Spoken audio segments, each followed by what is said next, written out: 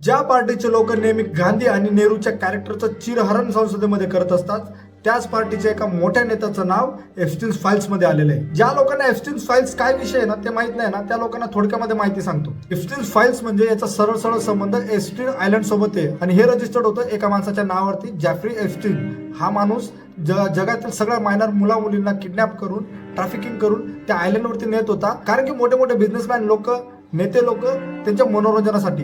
आता मनोरंजन म्हणजे काय हे मला सांगायला नका लावू.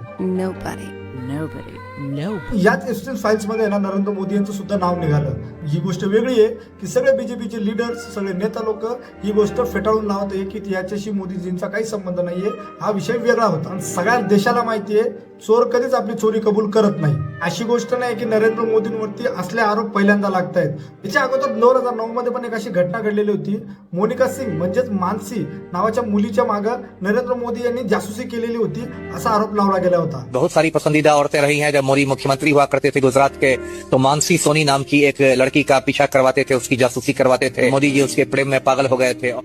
ये लड़की को कैदी बनाकर रखना, चेन लगा करके, मानसी सोनी का नाम सुना है? नहीं सुना. वो अभी छिपी हुई है अमेरिका में. पण एक दुसरी गोष्ट पण अशी आहे की भारतामध्ये नेत्या लोकांवरती लागलेले आरोप कधीच सिद्ध होत नाही.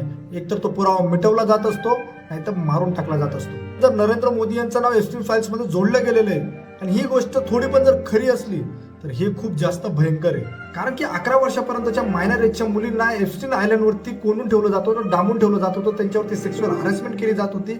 एवढंच नाही तर त्यांना मारून त्यांना शिजवून खाल्लं सुद्धा गेलेलं आहे. हे किती जास्त भयंकर आहे याबद्दल तुम्हाला काय वाटतं ना कमेंट करून नक्की सांगा. असलेच व्हिडिओ बघण्यासाठी आपल्या पेजला फॉलो करून घ्या आणि हा व्हिडिओ जास्तीत जास्त लोकांपर्यंत शेअर करा.